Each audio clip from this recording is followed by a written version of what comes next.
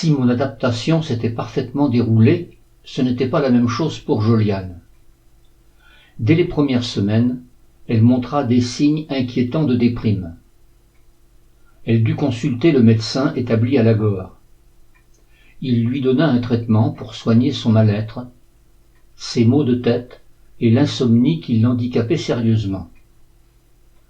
Pour ne rien arranger, Marielle ne s'habituait pas chez sa nourrice. Cette dame faisait pourtant tout pour qu'elle s'acclimate. Elle avait une fille du même âge, et il n'y avait aucune raison pour que tout aille de travers. Je pense qu'elle ressentait instinctivement le mal-être de sa maman. Elle avait recommencé à faire pipi au lit. Nous avions pris une employée de maison pour décharger ma femme d'une partie des tâches ménagères. Joliane était excessivement exigeante. Elle n'était jamais satisfaite. Madame Delage de Beauvais l'avait mal habituée. Au fil des 10 années que nous passerons à Lagore, nous aurons de nombreuses employées successives, mais aucune ne restera très longtemps. Toutes finiront par se lasser et quitteront leur emploi. Finalement, au bout de quelques mois, il fallut se rendre à l'évidence. Marielle ne s'habituait pas chez sa nourrice. J'allai voir la directrice de l'école maternelle, située près du Champ de Mars, à La Rochelle. Je lui expliquai la situation, et elle accepta son inscription en cours d'année.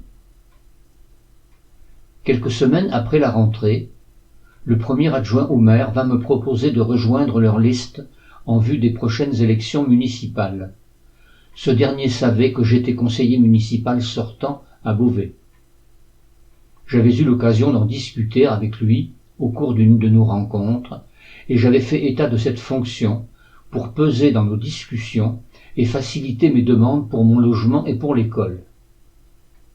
J'avais répondu à l'adjoint que j'allais réfléchir et que je lui donnerais une réponse dans les jours à venir.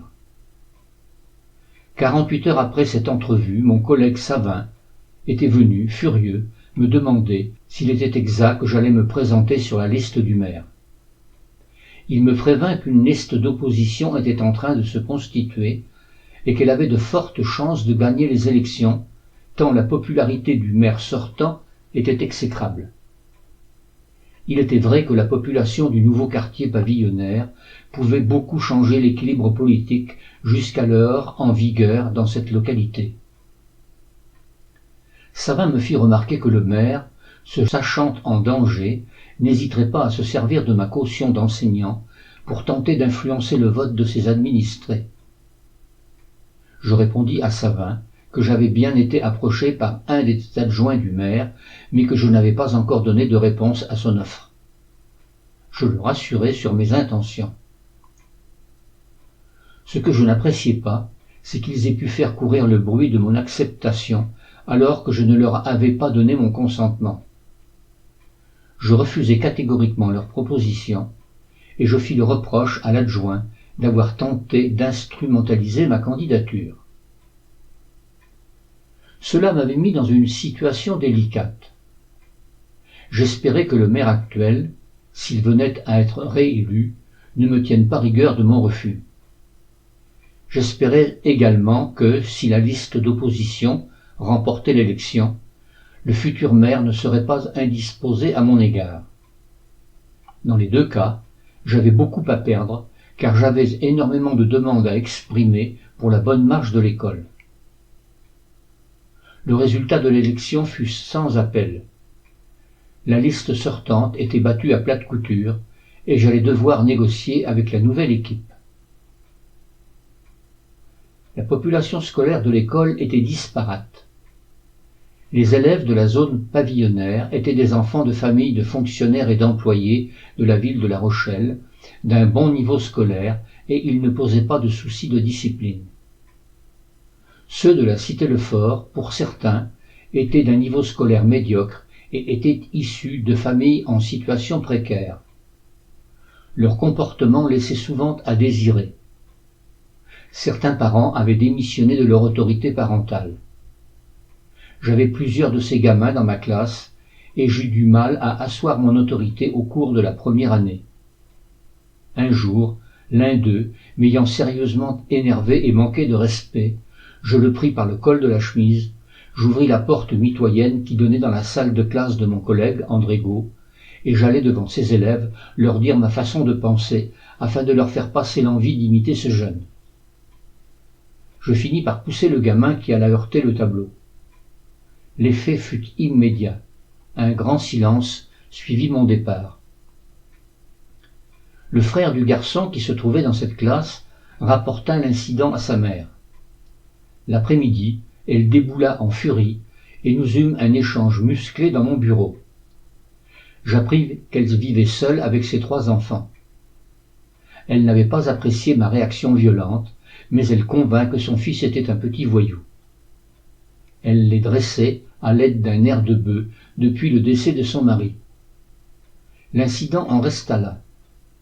Elle comprit que je n'avais pas l'intention de me laisser insulter par les gamins. Ma violente intervention eut un autre effet. Les élèves de la classe du cours moyen première année furent terrorisés. Tous supplièrent leurs parents de les changer de classe à la rentrée suivante et de les inscrire à l'école du bourg. Finalement, après quelques jours de tourments, tout rentra dans l'ordre. Tout le monde avait bien compris que je ne me laisserais pas intimider.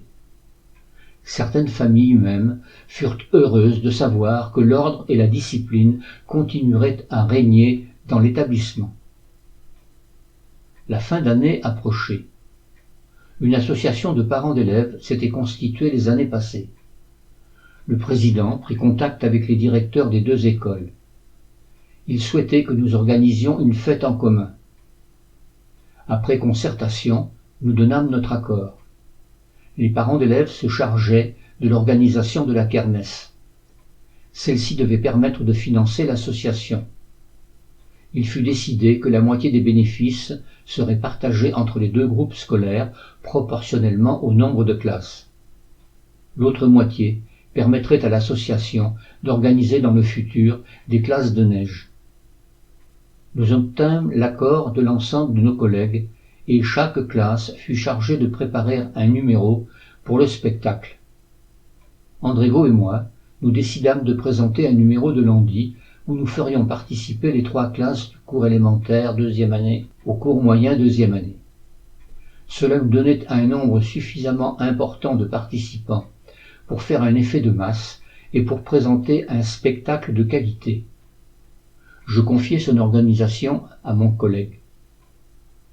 Il fut décidé que la fête se déroulerait sur le stade de football de la localité qui se situait juste en face de l'école du bourg.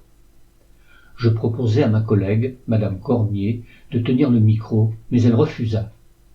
Ce fut moi qui héritai de cette charge. Cela ne me dérangeait pas. J'avais l'expérience acquise lors de la rencontre intercommune en 1967 entre Bredon et Beauvais. Il fut décidé que M. Cormier, le mari de la directrice, qui travaillait à l'antenne locale du ministère de la Jeunesse et des Sports, serait chargé de la régie. Il devrait lancer les numéros de musique lors des numéros présentés au public et ouvrir le micro lors de mes interventions entre les différentes parties du spectacle. La fête fut une réussite. Toutefois, en fin de soirée, alors que j'énonçais les numéros gagnants de la loterie, comme j'en profitais pour animer ce moment festif, je remarquai quelques coupures de micro. J'observai mon voisin à la régie. Je m'aperçus qu'il coupait volontairement le son pour perturber mes interventions. Apparemment, il jalousait le fait que je sois au micro à la place de sa femme. Pourtant, je lui avais proposé de tenir ce rôle. Je n'appréciais pas son comportement et je fus amené, après la fête, à faire une mise au point auprès de ma collègue. Les vacances arrivaient. Je commençai par aller suivre un stage de 4 jours au Crêpes de Boivre. Durant ce séjour, j'allais m'initier aux danses modernes. Puis je rejoignis Joliane et nos 2 filles à Marennes. J'en profitai pour passer le permis A bateau auprès des affaires maritimes. Ce permis donnait la possibilité à son titulaire de naviguer au moteur jusqu'à une distance de 5 milles des côtes. Durant les vacances de juillet, je m'inscrivis aussi à un stage de voile dans l'île de Léron, au centre nautique de Boyarville, pour obtenir le CAEV, un diplôme de moniteur de voile. Ce diplôme allait me servir dans les années à venir. En août, mes beaux-parents, accompagnés de Marlène, la sœur de Gaby, nous suivirent en 2 chevaux, et nous allâmes passer une quinzaine de jours à Neuvic-Bucel, près du lac. La santé de Joliane était toujours fragile. On le voyait dans son regard.